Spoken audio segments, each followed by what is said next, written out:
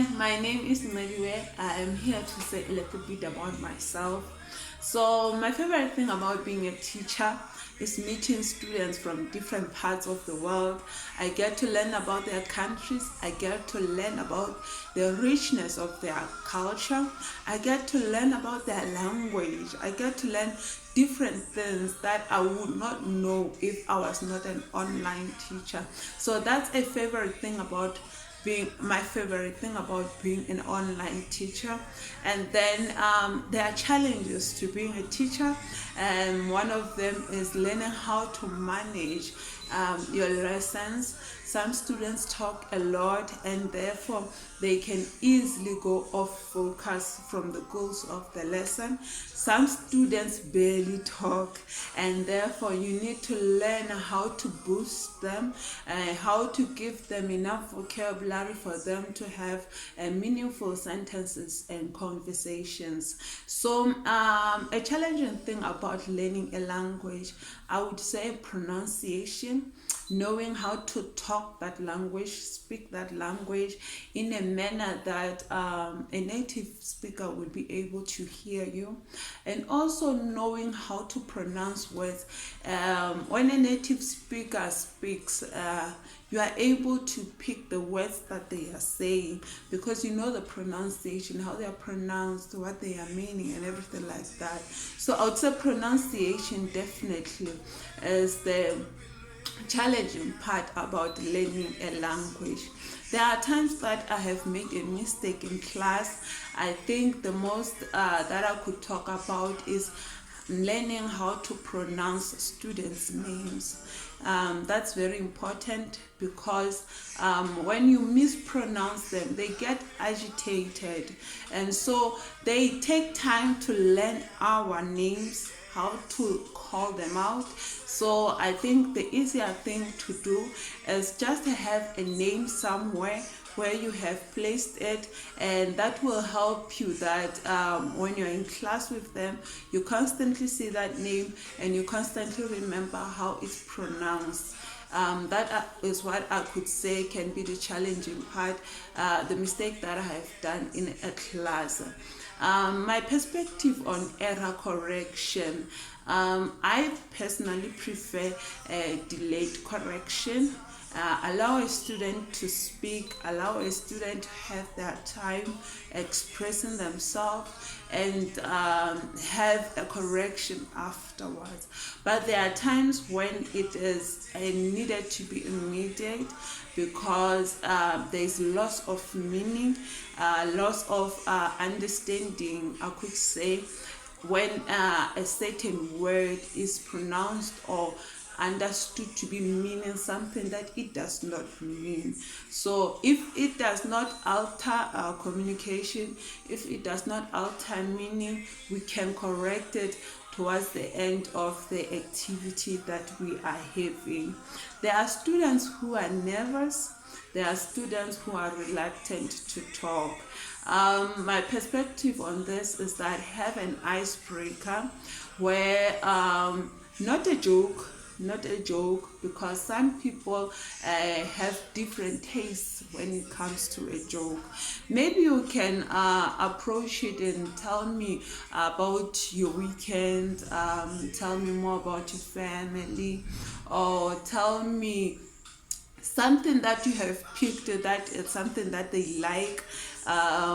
Maybe you have understood that they like football a lot, European football. Perhaps I'm making an example, and you'd ask them, okay, which teams were playing this weekend? Which one were you watching? Which match were you watching? What were your thoughts about the match? Something like that. Something that will get them to be relaxed and get to talk a little bit. If they like cooking, you can ask them about their favorite cooking show. What were they cooking? What were her thoughts or his thoughts about what was being done in the show? Just get them to relax so that you continue all in the same balance or all in the same level. I could say that. company culture is very important, because it makes us one. It makes us to have one common goal and one common environment and context which we are working on or working towards. So I would say a company culture is very important, so that we have team morale, team spirit, team goals together. We know this is how we do. If it's in an office, we know that when we get to the office, before everything else, we make coffee. And that's something that we hold together, we share together, So I think company culture is very important. So here is the Craving Manifesto.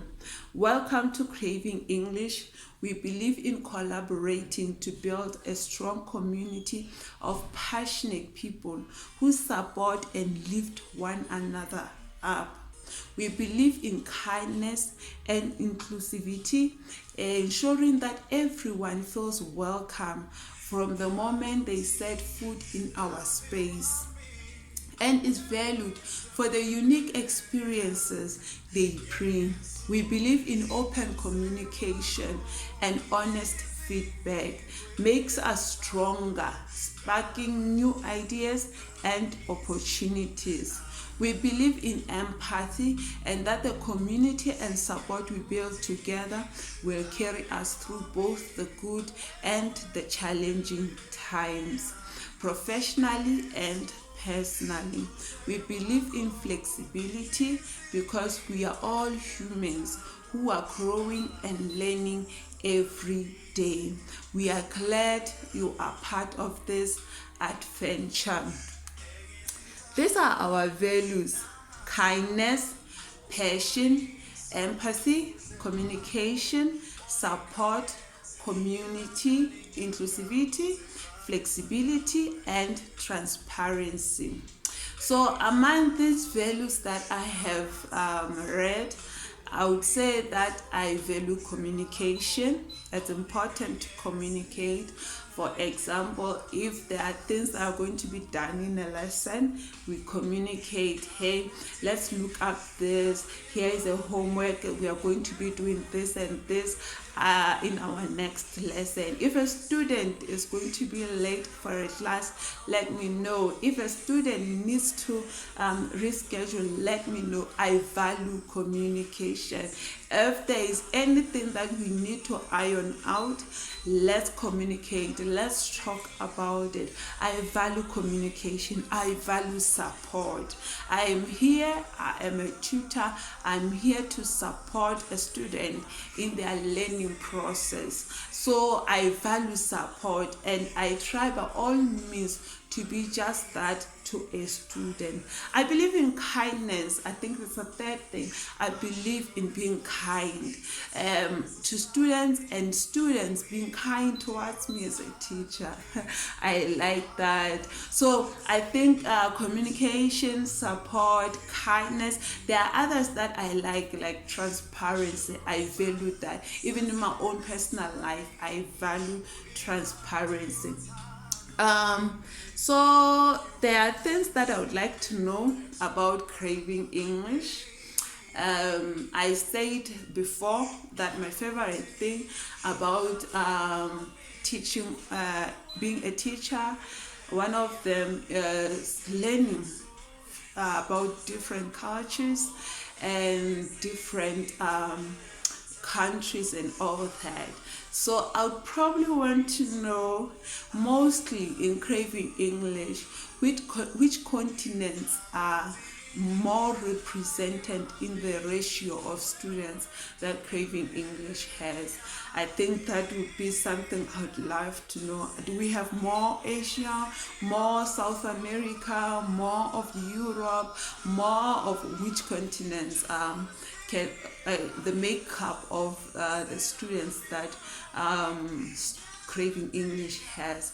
I think that would be my question. Thank you very much for taking time to listen. I appreciate it. Thank you.